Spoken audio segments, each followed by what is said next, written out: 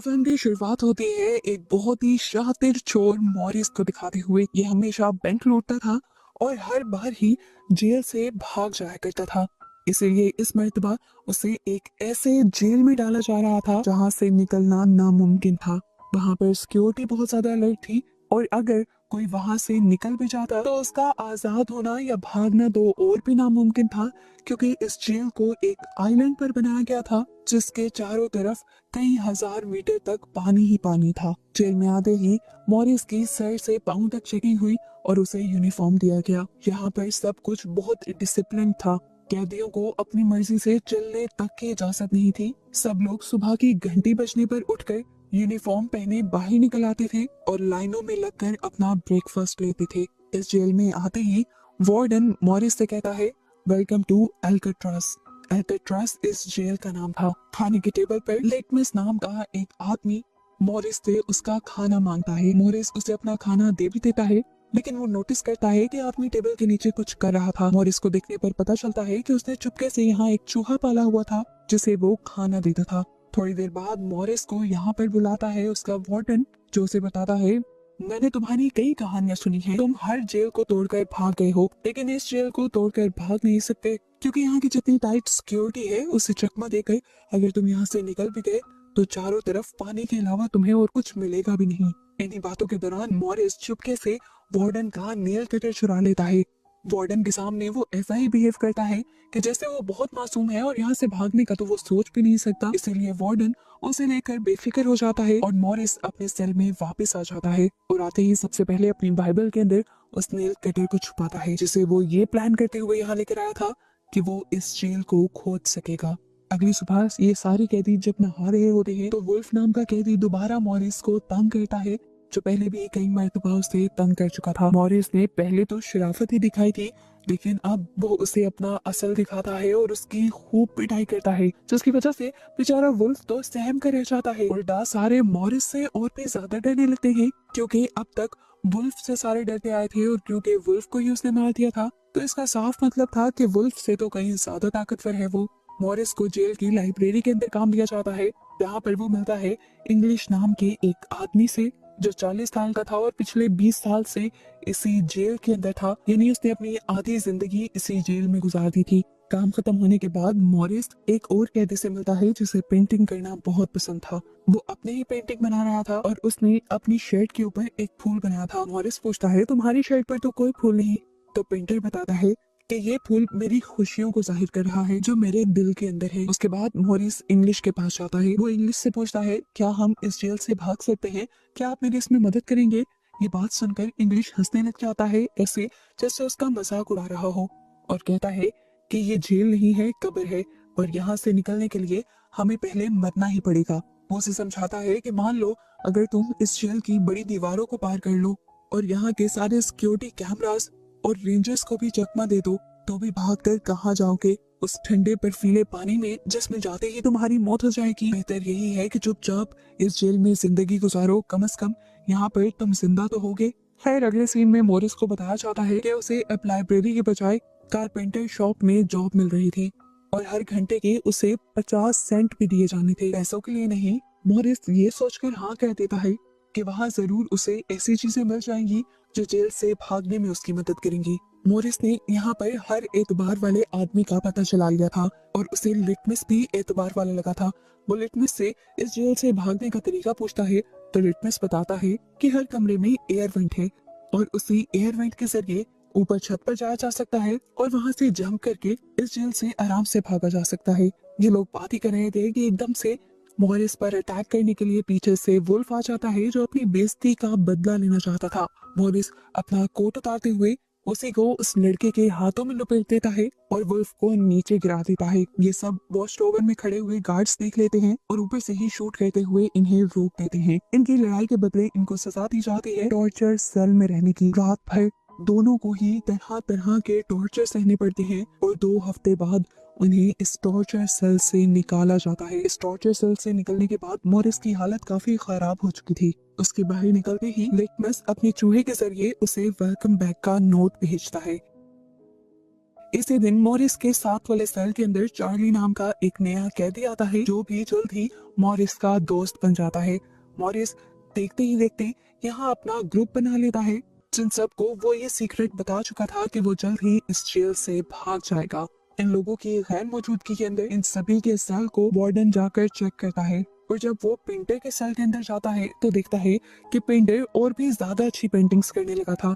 पता नहीं क्यों, पर उसे इस बात का गुस्सा आ जाता है और वो उस पेंटर की सारी पेंटिंग्स जलाने के साथ साथ उसे कभी ना पेंटिंग करने का ऑर्डर दे देता है।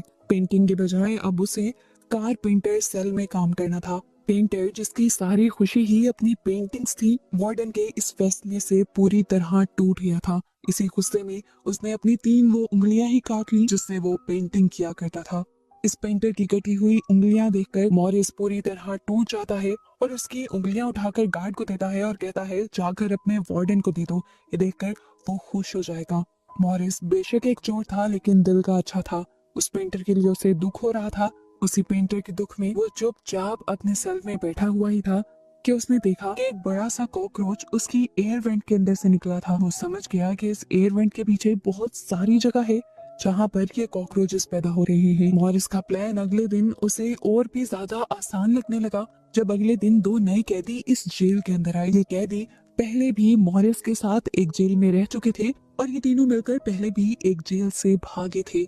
इन दोनों भाइयों का दिमाग भी मॉरिस की तरह बहुत शार्प चलता था। हमें दिखाया जाता है कि इन सबको मुलाकात का एक दिन दिया जाता है। इंग्लिश आज काफी सालों बाद अपनी बेटी से मिलता है और उसे ये देखकर रोना आ जाता है कि उसकी बेटी अब बहुत बड़ी हो चुकी थी और उसने अपनी बेटी के साथ कोई अच्छा वक्त नहीं गुजारा था। जबकि चार्ली को भी ये बात पता चलती है कि उसकी मॉम बहुत ज्यादा बीमार है और 1 से 2 महीनों के अंदर वो इस दुनिया से चली जाएंगी। ये सुनकर वो भी फैसला करता है कि उसे इस जेल से भागना ही होगा अपनी मॉम के लिए।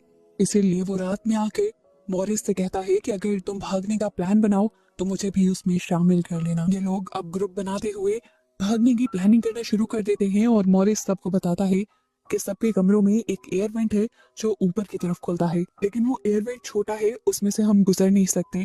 पर ये भी टेंशन की बात नहीं है, ये जेल खारे समुंदर के पास बनाया गया है। इसी वजह से जेल की दीवारें बहुत ज्यादा खोखली हो गई हैं और इन्हें खोदना बहुत ज्यादा आसान है।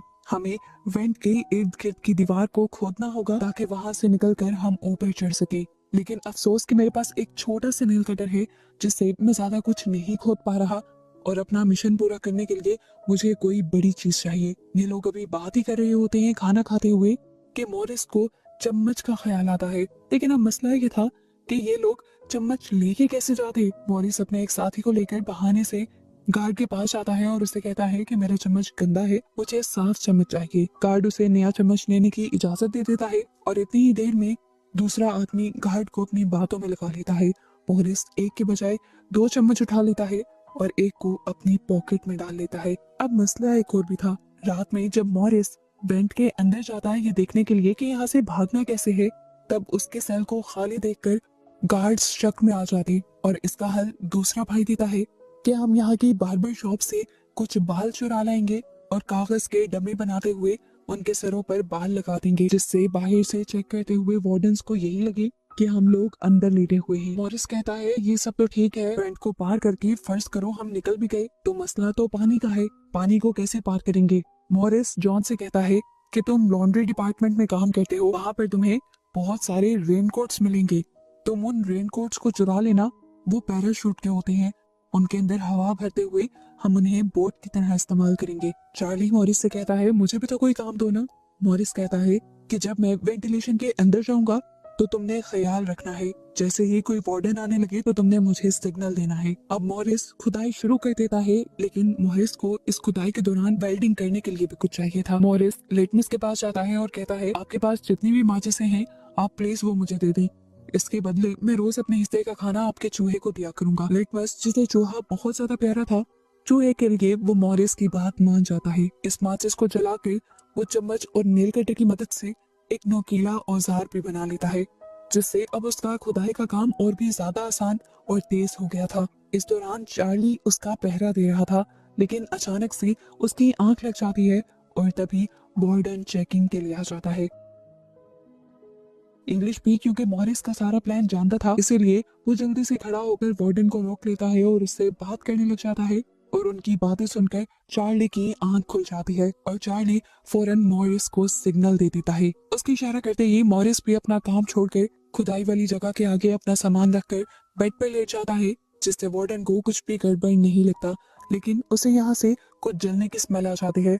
मॉरिस बड़ी कॉन्फिडेंटली झूठ बोलते हुए उसकी बात को मोड़ देता है कि आपके होते हुए यहाँ पर कौन स्मोक कर सकता है। दिखाया जाता है कि मॉरिस ने इतनी खुदाई कर ली थी कि वो आसानी से यहाँ से बाहर निकल पाता, लेकिन एक और नया मसला आ गया। यहाँ पर जो जाली लगी थी उसे स्क्रूज के जरिए लगाया गया था और इन स्क्रूज को खोलने के लिए कोई स्क्रू ड्राइवर या कोई नोकीली चीज चाहिए थी, जिसे वो अगले दिन अपनी काम की जगह से चुरा भी लेता है। पर उसे यहाँ से लेकर जाना मुश्किल था। जब वो यहाँ से निकलने लगा तो मेटल डिटेक्टर पर उसका वो औजार शो हो गया। गार्ड्स ने उसे रोक लिया और उसके हाथ से वो औजार ले लिया। सबको डर लगा कि मॉरिस अब पकड़ा जाएगा, लेकिन मॉरिस कहीं ज्यादा चालाक था। जो औजार उसने पकड़ा हुआ था वो तो उसे बैकअप के लिए लेकर आया था ताकि गार्ड्स को डिस्ट्रैक्ट कर सके, क्योंकि असली औजार तो उसने अपने जूतों में छुपाया हुआ था। इस मेटल के औजार से वो रात होते ही उस जाली को काट लेता है और वेंट के अंदर जाने का अपना रास्ता खोल लेता है। लेकिन अब मसला था, अगर वो वेंट के अंदर जाता तो वार्डन को ये सेल खाली मिलता और वार्डन को उनके प्लान का पता चल जाता। अंदर जाने से पहले इन्हें एक डमी सर चाहिए था, जिसके लिए पहले ये लाइब्रेरी से किताबें चुराते हैं, उन्हें गीला कर करके एक नकली सर तैयार करते हैं और उसके बाद पेंटर के पेंट चुरा कर उस डमी सर को पेंट कर देते हैं और फिर ग्लो के जरिए वो बाल जो ये लोग बार्बर की शॉप से चुरा कर लाए थे उसे सर पर लगा देते हैं। इस डमी सर के साथ साथ मॉरिस ने एक डमी दीवार भी बनाई थी जो बिल्कुल असली दीवार जैसे दिख रही थी। ये कार्डबोर्ड की दीवार उसने इसलिए बनाई थी ताकि किसी को भी ये जगह देखकर शक न हो कि इसके पीछे खुदाई की गई है। आखिर सारी तैयारी पूरी होने के बाद रात में मॉरिस डमी सर को अपनी जगह पर रखते हुए उस वेंट के अंदर चला जाता है। वेंट के अंदर जाने पर उसे बहुत सारे पाइप दिखे थे जिनके ऊपर चढ़ते हुए वो सेकंड फ्लोर तक पहुंच गया था, लेकिन अभी भी बाहर जाने की जगह पर कुछ ग्रिल्स लगी थी जिन्हें तोड़ना और उन तक पहुंचना नामुमकिन था। नीचे दिखाया जाता है कि वार्डन की भी चेकिंग की बारी आ गई थी। वो जब करीब से गुजरने ही वाला होता है तो चार्ली मॉरिस को बहुत सारे सिग्नल्स भेजता है, पर ना जाने मॉरिस को उन सिग्नल्स का पता चला था या नहीं। वार्डन जब मॉरिस के रूम के बाहर से गुजरते हैं तो उन्हें मॉरिस के बालों पर शक हो जाता है और जैसे ही वो मॉरिस के बालों पर हाथ लगाते हैं तो मॉरिस बोल उठता है, क्या बात है सर, आज तो आपको मेरे बाल बहुत अच्छे लग रहे हैं। चार्ली की सांस में सांस आई थी कि मॉरिस टाइम पर यहाँ आकर लेट गया था। खैर अगले दिन मॉरिस ग्रुप में खुशखबरी देता है कि मुझे यहाँ से बाहर जाने का रास्ता तो मिल गया है, लेकिन उस रास्ते को ग्रिल्स से बंद किया गया है। मैं अकेला उस तक पहुँच नहीं सकता। उन ग्रिल्स तक पहुंचने के लिए मुझे एक और साथी की जरूरत है। जॉन बताता है कि मैंने भी अपना वेंट पूरी तरह खोद लिया है। रात को मैं भी वहां आ जाऊंगा और दोनों मिलकर उस जाल को देख लेंगे। रात होते ही प्लान के मुताबिक ये दोनों अपनी वेंट से होते हुए उस रास्ते के पास आ जाते हैं और इन्हें पता चलता है कि वो ग्रिल सिर्फ रखी नहीं गई थी, उनको वहां पर वेल्ड किया गया था और तोड़ना बिल्कुल भी आसान नहीं था। इसको तोड़ने के लिए उन्हें एक चैन सॉ की जरूरत पड़ती। अगले दिन म्यूजिक क्लास में मॉरिस की नजर एक छोटे से पंखे के ऊपर पड़ती है, जिसे देखकर फौरन उसे आइडिया आता है कि वो इस पंखे के जरिए चैन सॉ बना सकता है। इसलिए वो चार्ली से कहता है कि तुम इस पंखे को अपने म्यूजिक बॉक्स में छुपा लेना। गार्ड्स के चेक करने पर भी उन्हें इंस्ट्रूमेंट बॉक्स के अंदर कुछ नजर नहीं आता और ऐसे काम करने के लिए मॉरिस के हाथ एक और हथियार लग जाता है। पंखे को ड्रिल मशीन में बदलने के बाद मॉरिस और जॉन दोनों मिलकर उस रॉड को काटने के लिए जाते हैं। जॉन मॉरिस को अपने कंधे पर बिठाता है और मॉरिस उस रॉड को काटता है। चैनसो की आवाज सुनकर गार्ड्स को भी शक होता है। वो भी ऊपर जाते हैं चेक करने के लिए और इतने में ही ड्रिल मशीन की आवाज बंद हो जाती है, क्योंकि मॉरिस एक पाइप काटने में कामयाब हो गया था और बस उसी के जरिए ये लोग यहाँ से निकल सकते थे। आवाज के बंद होने की वजह से गार्ड भी चेकिंग को नजरअंदाज करते हुए आगे चला जाता है। अगले दिन वो खुश होकर सब लोगों को खाने के टेबल पर बताते हैं कि उन्होंने सारे रास्ते साफ कर लिए थे। अब उनको इस जेल में कोई भी रोक कर नहीं रख सकता था। जॉन के भाई से वो पूछता है, तुम पैराशूट के रेनकोट लाए हो? वो कहता है, हाँ सब तैयार है।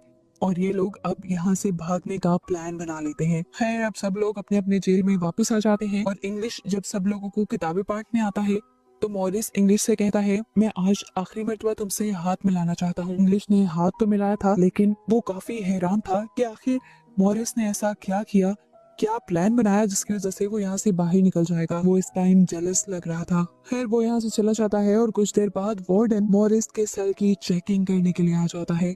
ऐसे जैसे किसी ने उनको खबर दे दी थी कि मॉरिस यहाँ से भागने वाला है। वो यहाँ की एक एक चीज की तलाशी लेते हैं, उस जगह को भी देखते हैं जहाँ से मॉरिस ने खुदाई की थी, लेकिन उन्हें यहाँ पर कुछ भी नहीं मिलता क्योंकि मॉरिस ने सारे सबूत पहले ही छुपा दिए थे। उस सुरंग के आगे भी नकली कार्डबोर्ड लगाया हुआ था जिसकी वजह से इनको जरा सा भी शक नहीं हुआ। वार्डन ने कहा खबर तो सच्ची थी, एक काम करना, सुबह होते ही मॉरिस का सेल चेंज कर देना। लेकिन सुबह होने की नौबत कहाँ आने वाली थी। आज रात सभी ने रात के ठीक 2 बजे बैंक से निकलकर दूसरे फ्लोर पर मिलने का प्लान बनाया था। प्लान बनाते वक्त तो चार्ली के अंदर काफी हिम्मत थी, वो तैयार भी था, लेकिन जैसे ही वक्त करीब आता गया वो बहुत ज्यादा पैनिक हो गया। मॉरिस और बाकी तीनों लोग तो बैंक के अंदर पहुंच भी गए और काफी देर तक चार्ली का इंतजार करते रहे, पर चार्ली जब नहीं आया तो मजबूरन तीनों को अकेले ही वहां से जाना पड़ा। दिखाया गया कि वो तीनों अपने बनाए प्लान के मुताबिक भाग रहे थे और यहाँ बैठा चार्ली रो रहा था। उसकी आजादी अब उसके हाथ से दूर जा रही थी। आखिर वार्डन की चेकिंग के बाद उसने फैसला किया कि वो भी हिम्मत करेगा और भाग जाएगा। लेकिन वेंट के अंदर जैसे ही वो आया तो उसने देखा कि ऊपर जाने वाला रास्ता उसके कद से बहुत ज्यादा दूर था और वो तीनों अब जा चुके थे और अब उसकी आजादी का सपना खत्म हो गया था। अफसोस करता वो वापस आ जाता है, जबकि यहाँ पर दिखाया जाता है कि चार्ली और उसके तीनों साथी सभी गार्ड्स की नजरों से बचते हुए जेल की आखिरी दीवार के पास पहुंच जाते हैं और बारी बारी वो तीनों फेंस की दीवार पर चढ़ते हुए इस जेल से फाइनली आजाद हो जाते हैं। अब बस इन्हें इस आइलैंड से बाहर निकलना था, जिसके लिए ये रेन कोट्स को बांध कर उसके अंदर मुंह से हवा भरने लगे ताकि उसे एक बोट बनाई जा सके। हालांकि मुंह से हवा भरने में बहुत टाइम लग रहा था, लेकिन इनके पास कोई दूसरा रास्ता भी नहीं था। बहुत ज्यादा हिम्मत करने के बाद आखिर इनकी बोट तैयार हो ही गई और ये लोग यहाँ से निकलकर भाग गए। सुबह होती है और गार्ड्स सारे सेल्स की चेकिंग के लिए आते हैं। पहले पहले सब कुछ नॉर्मल लग रहा था, लेकिन जैसे ही वो चार्ली के सेल के पास पहुंचे तो चार्ली ऐसे खड़ा था कि जैसे किसी ने उसकी किडनीज निकाल ली हूँ। वो दुखी था कि अगर कल थोड़ी सी हिम्मत कर लेता तो यहाँ से चला जाता। उसकी हालत को देखते हुए वार्डन को भी उसके ऊपर शक होता है, लेकिन वो उसे इग्नोर करते हुए आगे मॉरिस के सेल की तरफ बढ़ता है और उससे पूछता है क्या मॉरिस अभी तक सो रहा है। चार्ली अभी भी कोई जवाब नहीं देता और गार्ड को गड़बड़ी महसूस होती है। जैसे ही वो दरवाजा खोलकर अंदर जाती हैं तो वहां पर बस उन्हें मॉरिस की डमी मिलती है और इन्हें ये बात मालूम हो जाती है कि मॉरिस जेल से भाग चुका है, उनकी आंखों में धूल झोंक कर। पूरे जेल के अंदर अलार्म बजते हैं, पूरे जेल में उन्हें ढूंढा जाता है, लेकिन जब ये लोग पूरे जेल में नहीं मिलते तो समुंदर के अंदर भी उन तीनों को तलाश किया जाता है, लेकिन वो तीनों वहां पर भी नहीं मिलते। यहाँ का वार्डन जिसकी नाक बहुत ऊंची थी कि कभी कोई उसकी नजरों से बच कर नहीं गया था, आज उसकी सारी इज्जत मिट्टी में मिल गई थी। अथॉरिटीज उसे बुरा भला कह रही थी कि कैसे 3 कैदी उसकी नजरों से बचकर भाग गए। उसके पास कोई जवाब नहीं था। वो अब अपने आदमियों से कहता है कि सभी न्यूज़पेपर्स में ये बात फैला दो कि जिन तीनों कैदियों ने भागने की कोशिश की थी उन्हें हम लोगों ने पकड़ लिया है। वो समुद्र के ठंडे पानी में मारे गए हैं। जो कुछ भी हो ये बात बाहर नहीं जानी चाहिए कि इस जेल से कोई भाग भी सकता है, नहीं तो हमारी जेल की रेपुटेशन गिर जाएगी। वो अपने लोगों से कहता है वैसे भी मानने वाली बात ही नहीं है कि वो इतने बड़े और ठंडे समुद्र को पार करके यहाँ से निकल जाए। जरूर वो समुद्र के अंदर ही मर गए होंगे और हमें उनकी लाशें नहीं मिल रही। ये सब उसने पता नहीं अपने दिल को या अपने लोगों को बहलाने के लिए कहा था। अंदर ही अंदर वो भी जानता था कि मॉरिस सच में बच निकला होगा। खैर उसकी ये सारी सियासतें भी काम नहीं आती। अथॉरिटीज को उसकी बातों पर यकीन नहीं होता और आखिर में अल्काट्राज को बंद कर दिया जाता है, ये कहते हुए कि इतना खर्चा कर कर इतनी दूर जेल बनाने की जरूरत ही क्या है, जब अल्काट्राज भी एक आम जेल की तरह ही जेल है जहाँ से कैदी भाग सकते हैं। इस तरह अल्काट्राज जेल हमेशा के लिए बंद हो जाती है और उस जेल के बंद होते ही ये सच्ची कहानी पर बनी हुई फिल्म भी यहाँ खत्म हो जाती है।